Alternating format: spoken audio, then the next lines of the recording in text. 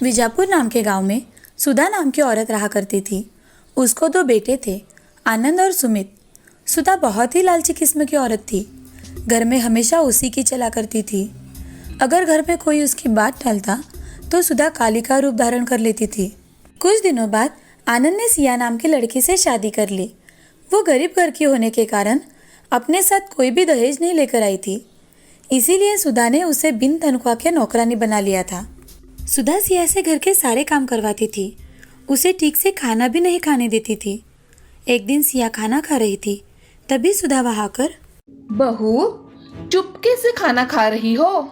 नहीं माँ जी, जो भी बनाया है उसमें से ही मैं खाना खा रही हूँ। अरे, तुम मायके से लाई क्या हो कि यहाँ हम तुम्हें दावत दे? हाँ माँ जी, आप ऐसे क्यों बोल रही है? मैं भी तो इस घर की बहू हूँ। हाँ, बहू कम नौकरानी हो तुम, समझी? ऐसा कहकर सुधा वहाँ से चली जाती है। तभी सुधा को सुमित दिखाई देता है। सुधा सुमित से, बेटे सुमित, तुम तो ऐसी कलमुही को घर मत लाना। मैं तुम्हारी शादी एक अमीर लड़की से कर दूंगी, ठीक है ना? अरे माँ, तुम्हें जो ठीक लगे वो करो, मुझे मत बताओ, मैं ऑफिस जा रहा हूँ। ठीक है बेटा। ऐसा कहकर सुमित वहाँ से चला जाता है। यह सब बातें सिया सुन लेती है। उसे बहुत ही बुरा लगता है। फिर भी सिया चुपचाप से काम किया करती थी। सुधा के कहे अनुसार सुमित की शादी धनवान सेठ की लड़की प्रिया से कर दी गई। दोनों की शादी बड़े धूमधाम से हुई। उस शादी में कपड़े, गहने, घर की वस्तुएं तथा सोने भी दहेज में मिला था। प्रिया घर में आकर एक कुर्सी पर बैठ जाती है और अपनी सासू माँ से, हमारे घर में नौकर नहीं है क्या? मुझे तो कोई नौकर दिखाई नहीं दे रहा। बहू, इस घर में हम दोनों ही काम करती है, नौकर मैंने ही नहीं रखा। मुझे मेरे काम करने के लिए 2 नौकर चाहिए सासू माँ। तुम्हें नौकर क्यों चाहिए बहू? तुम्हें जो चाहिए वो हमसे मांग लेना, हम तुम्हें ला कर देंगे। फालतू नौकरों पे पैसे क्यों खर्च करना? मुझे सुबह उठते ही बेटी लगती है। सब कुछ मुझे मेरे कमरे में चाहिए, और मुझे कुछ भी चाहिए तो मैं मंगवा लूँगी, नहीं तो आवाज़ दे दूँगी। मैंने कौन सी भी चीज़ मांगी और वो 10 मिनट के पहले मेरे पास नहीं आई तो मुझे बहुत गुस्सा आ जाता है। तुम्हें जो भी चाहिए वो मांग लिया करो बहू, हम दोनों तुम्हें सब कुछ ला कर देंगे। ठीक है माँ जी, अब मैं बहुत थक गई हूँ, मैं थोड़ा आराम करना चाहती हूँ। हाँ बहू, तुम जाओ, आराम करो। ऐसा कहकर प्रिया अपने कमरे में चली जाती है और ये सब सुन सुधा का मुंह खुला का खुला रह जाता है। तुरंत ही अपने आप को संभालकर सुधा सिया से, देखा, इसे कहते हैं रईसी, और तुम हो कलमुही जो हमेशा मुंह उठाकर चली आती हो। प्रिया ने जो भी बताया है सब याद रखना, और उसने जो भी मांगा वो देना। अगर उसमें कोई गड़बड़ हुई तो देख लेना। जी माँ जी। ऐसा कहकर सिया वहाँ से चली जाती है और अपने काम करके सोने चली जाती है। अगले दिन सुबह होते ही प्रिया आवाज देती है, अरे सासू माँ, कॉफी लाओ जल्दी। प्रिया की आवाज सुनकर सिया जल्दी से कॉफी बनाकर उसके कमरे में लेकर जाती है। प्रिया की सेवा करने में ही सिया का पूरा दिन निकल गया और घर का काम जैसे के तैसे ही रह गया।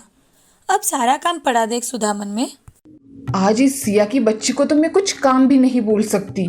वो आज पूरा दिन छोटी बहू के काम कर रही है। चलो, मैं ही घर के काम कर लेती हूँ। सुधा ने उस दिन सारे काम खुद ही कर लिए। झाड़ू, पोछा, बर्तन, सभी काम उसने अकेले ही कर लिए। काम करने की आदत न रहने के कारण उसके हाथों और पैरों में दर्द होने लगा था। सुधा थकने की वजह से सोफे पर बैठकर आंखें बंद करने लगी। तभी छोटी बहू प्रिया अपने हाथों में पैसों से भरा हुआ बैग लेकर आती है और वहां आकर सुधा से, माँ जी, मैं क्लब में किटी पार्टी के लिए जा रही हूँ और मुझे लौटने में थोड़ी देर हो जाएगी, बाय। ऐसा कहकर प्रिया क्लब में चली गई। यह सिलसिला हर रोज का होने लगा। सिया दिन भर प्रिया की सेवा करते करते थक जाती थी और सुधा वो घर के काम करते करते थक जाया करती थी, और प्रिया वो अपने सहेलियों के साथ हर रोज किटी पार्टी करने चली जाया करती थी। घर के काम करके अब सुधा बहुत थक गई थी, और तो और उसमें प्रिया हर रोज पैसे किटी पार्टी में खर्च किया करती थी। ये देख सुधा अपने बेटे सुमित से, सुमित, जरा इधर तो आना। हाँ माँ, तुमने मुझे बुलाया? हाँ बेटे, आओ यहाँ बैठो। क्या बात है माँ? अरे बेटा, प्रिया हर रोज किटी पार्टी में जाकर पैसे खर्च करती है। मैं और सिया काम करके थक जाते हैं। तुम ही प्रिया को कुछ समझाओ ना। माँ, तुम्ही ने तो उसे सर पे चढ़ा के रखा था कि धनवान की लड़की है, उसने जो कुछ मांगा वो तुमने उसे दिया, और तो और बेचारी भाभी को भी उसकी सेवा में लगा दिया। अगर मैंने उसे अभी कुछ कहा तो वो बोलेगी मैंने ढेर सारा दहेज देकर तुम्हें खरीदा है। मैं उसे कुछ नहीं कह सकता माँ, आप औरतें आपस में संभाल लो। ऐसा कहकर सुमित वहां से चला जाता है। यह सुन सुधा चुप हो जाती है। कुछ दिनों के बाद सुधा का फोन कंटिन्यू बजने लगा। तभी सुधा ने फोन उठाकर हेलो। क्या आप घर में काम करती है? सुधा ने गुस्से से अपना फोन कट किया। तभी उसका फोन फिर से बजा। सुधा ने फोन उठाया। हेलो। आपको फिश करी बनानी आती है क्या? आप कौन हो? और मैं काम वाली नहीं हूँ, समझी? मुझे फेसबुक पर आपका नंबर दिखा, इसीलिए मैंने कॉल किया। तुम्हें किसने दिया मेरा नंबर? हाँ, प्रिया मैडम ने हमें ये नंबर दिया है। तुम फोन रखो, मैं किसी के यहाँ काम नहीं करती। तभी गुस्से में सुधा प्रिया से प्रिया, प्रिया कहाँ हो? क्या हुआ माँ जी, आपने आवाज दी? बहू, मेरे मोबाइल पर सुबह से अननोन नंबर से फोन आ रहे हैं। और काम करती हो क्या? फिश बनाती हो क्या? ऐसे कुछ वो औरतें बोल रही थी। मैंने उनसे पूछा तो तुमने ही मेरा नंबर दिया उन औरतों को, ऐसा वो बोल रही थी। अरे हाँ माँ जी, मैंने ही आपकी पोस्ट फेसबुक पर डाली थी। किसी को इतनी काम करने वाली अच्छी सास चाहिए तो कॉल करे, और लोगों ने आपके नंबर पर कॉल करके पूछा होगा, है ना माँ जी? वैसे भी मुझे क्लब के लिए थोड़े पैसे कम पड़ रहे थे, इसीलिए मैंने आपकी पोस्ट दे दी। मैं कहीं नहीं जाने वाली, समझी? और मैं काम वाली नहीं हूँ। माँ जी, इस पोस्ट से हमें बहुत पैसे मिलेंगे, और जो भी कस्टमर हमें अच्छे पैसे देंगे उससे हमें डील फाइनल करनी है। बहू, तुम क्या कह रही हो? तुम्हें समझ में आ रहा है? अपनी सास को बेचोगी क्या? अरे माँ जी, मैं हस्बैंड फॉर सेल भी लगाने वाली हूँ। जो भी अच्छी डील होगी उसका हमें ही तो फायदा मिलेगा, और आप जैसी दयालु सास किसी को कहाँ मिलेगी। मैं कहीं नहीं जा रही, और तुम तुम्हारा देखो और मैं मेरा देखती हूँ, समझी? ऐसा कहकर सुधा रसोई घर में चली जाती है। उसे उसकी गलती का एहसास हो गया था। किचन में सिया वहाँ खाना पका रही थी। ये देख सुधा सिया से सिया बहू, मुझसे बहुत बड़ी गलती हो गई। मैंने तुम्हें पहचाना नहीं। हमेशा तुम्हें मैं तुम्हारी गरीबी की वजह से ताने मारते रही, और प्रिया बहू धनवान है इसीलिए उसे हमेशा सर पे चढ़ा के रखा। वो कहती है कि वो अपने पति को और मुझे भी बेचेगी। मैंने तुम्हें जो सताया उसके लिए मुझे माफ कर दो बेटी। माँ जी, आप मुझसे माफ़ी मत मांगिए, आप मुझसे बड़ी हैं। मैंने आपको कब का माफ़ कर दिया है माँ जी। बहू, तुम्हारा मन कितना अच्छा है, तुमने मुझे सच में माफ कर दिया। हाँ माँ जी। तभी प्रिया वहाँ आ जाती है, और प्रिया अपनी सास से माँ जी, आप में बदलाव आया इसलिए तो हम सबने मिलकर ये नाटक किया। आप हमेशा दीदी गरीब घर की लड़की है ऐसा कहकर उनका अपमान करती रही है। ये सुन दीदी बहुत दुखी हुआ करती थी। आपको इसका एहसास हो इसीलिए हमने ऐसा किया। वास्तव में मैं हर रोज़ किटी पार्टी के लिए नहीं जाती थी, मैं काम करने हर रोज़ ऑफिस जाया करती थी। आज से मैं अपनी बहुओं को अपनी पलकों पर बिठा कर रखूंगी। यहाँ आओ बहू। ऐसा कहकर दोनों बहुएं सुधा के गले लग जाती है। अब पूरा परिवार खुशी खुशी जीवन व्यतीत करने लगा। एक समय की बात है, रामपुर नाम के गांव में एक मजदूर रवि अपनी पत्नी शारदा और 2 बच्चों के साथ रहता था। उसके बच्चों का नाम था साइली और सारंग। रवि बहुत ही गरीब इंसान था। वो हर दिन मजदूरी करने लोगों के खेतों में जाता था और बहुत मेहनत करके कुछ ना कुछ कमा लाता, जिससे उसका घर चलता था। एक दिन रवि अपने पूरे हफ्ते की मजदूरी लेकर घर चला आता है और शारदा से, शारदा ये लो 600 रुपये साइली और मयूर की फीस के लिए। बाबा, आप इतनी मेहनत करते हो, आज फिर से आप आपके लिए बनियान नहीं लाए और हमारे स्कूल की फीस दे दी। अपने लिए भी कुछ लिया करो बाबा। अरे कोई बात नहीं, मुझे पता था ये अपने लिए कुछ भी नहीं लाएंगे। मैं इनके लिए नई बनियान लेकर आई हूँ। अरे ये क्या बात हुई शारदा, मेरे लिए नए बनियान लाने की क्या ज़रूरत थी? उससे अच्छा तुम बच्चों के लिए कुछ लेकर आती। जी कल रक्षाबंधन है तो साइली को राखी चाहिए थी। तो मैं बाजार राखी लेने गई थी तो आपके लिए नई बनियान भी लेकर आई। कितने फटे हैं देखो आपके बनियान। अब कल ये नए पहन के जाना। हाँ बाबा, ज़रा अपना भी ख्याल रखा करो। साइली बिटिया, पढ़ाई बहुत ज़रूरी है। तुम लोग अच्छे से पढ़ाई करो और आगे बढ़ो, नहीं तो मेरे जैसी मजदूरी करनी पड़ेगी। विद्या इंसान के जीवन में बहुत काम आती है बेटी। हाँ बाबा, हम दोनों बहुत अच्छे से पढ़ाई करेंगे, लेकिन आप अपना भी ख्याल रखिए। हाँ बेटी, चलो अब अपनी पढ़ाई करने बैठो तुम दोनों। जी बाबा। अगले दिन रवि और कुछ लोग काम के सिलसिले में शहर जाते हैं। काम खत्म कर उन लोगों को घर आने में बहुत देर हो जाती है।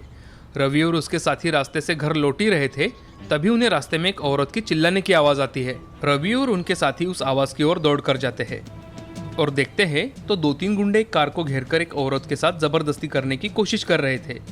उस औरत के साथ एक छोटा बच्चा भी था जो ये सब देखकर बहुत रो रहा था।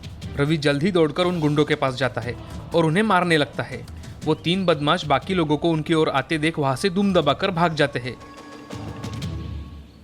बहन जी, आप इतनी रात गए इस सुनसान रास्ते पर क्या कर रही थी?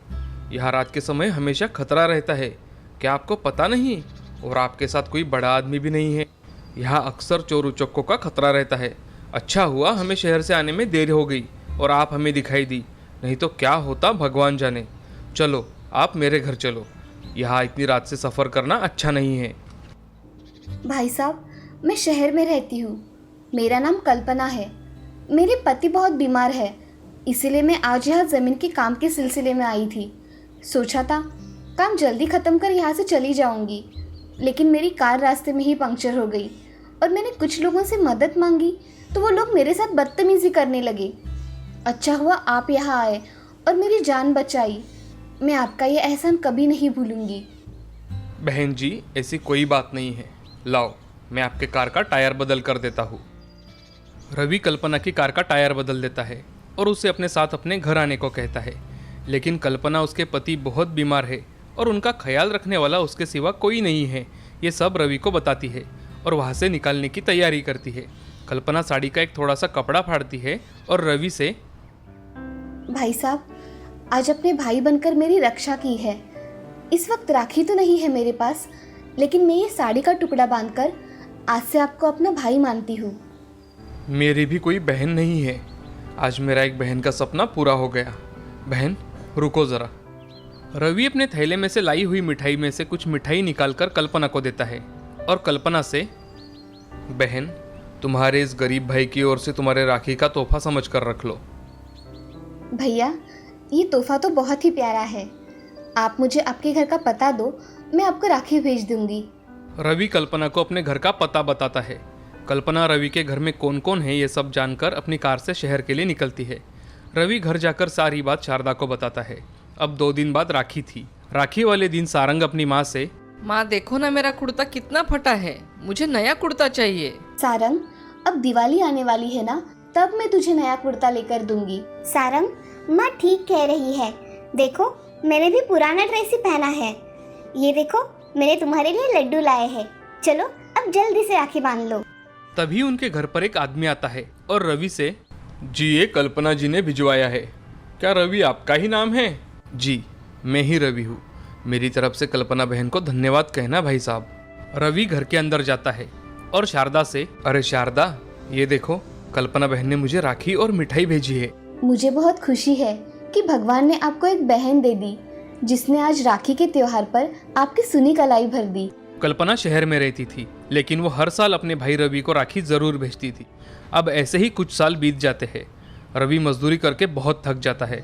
उससे अब ज़्यादा कुछ काम भी नहीं हुआ करता था, लेकिन जितना हो सके वो काम कर लेता था। अब साइली की भी शादी तय हो चुकी थी। शारदा, साइली की शादी को अब बस कुछ ही दिन बाकी है। सब कुछ कैसे होगा?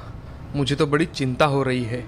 हमारे पास तो अब पैसे भी नहीं बचे और मैं अच्छे से कमाई भी नहीं कर पा रहा हूँ। अब चिंता मत करो, कुछ ना कुछ हल जरूर निकल आएगा।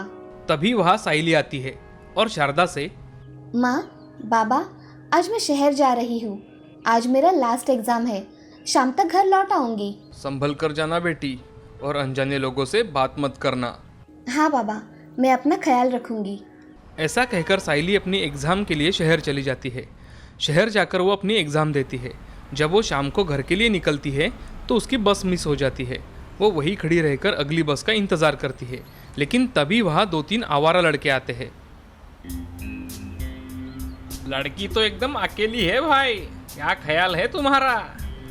अरे भाई, इसमें सोचने की क्या बात है, चलो उसके साथ खड़े हो जाते हैं। ऐसा कहकर वो तीनों लड़के साइली को घेर लेते हैं और उसके साथ बदतमीजी करने लगते हैं। साइली बहुत डर जाती है और मदद के लिए आवाज लगाती है। बचाओ बचाओ, कोई मेरी मदद करो। तभी उस रास्ते से एक कार आती है और वहाँ रुक जाती है और उस कार में से एक जोड़ा बाहर निकलता है। साइली के पास जाकर वो आदमी उन लड़कों से, क्यों रे, बहुत मज़ा आता है तुम्हें लड़की छेड़ने में? हाँ, रुको अभी बताता हूँ तुम्हें। वो आदमी उन तीनों लड़कों को पकड़कर पुलिस के हवाले कर देता है। अरे बेटी, तुम यहाँ अकेले क्या कर रही हो? साइली उनको सारी कहानी बताती है। ये सब सुन औरत साइली से, अरे तुम रामपुर से हो? रामपुर में मेरे भाई भी रहते हैं। अब बहुत देर भी हो चुकी है, तो तुम्हें जल्दी से बस भी नहीं मिलेगी। चलो, हम तुम्हें तुम्हारे घर छोड़ देते हैं। उसी बहाने मैं मेरे भाई से भी मिल लूँगी। दोनों साइली को कार में बिठाकर रामपुर की ओर निकल जाते हैं। इधर घर पर रवि और शारदा भी बहुत परेशान थे कि साइली अभी तक घर पर क्यों नहीं आई।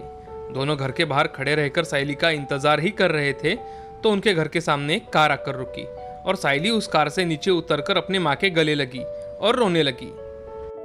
अरे क्या हुआ बेटी, तुम रो क्यों रही हो? शारदा साइली से कुछ पूछ ही रही थी, तभी कार में से एक औरत और आदमी बाहर आए। जैसे ही रवि की नज़र उस औरत पर गई तो रवि, अरे कल्पना बहन, आप अचानक यहाँ, और वो भी मेरी बेटी साइली के साथ?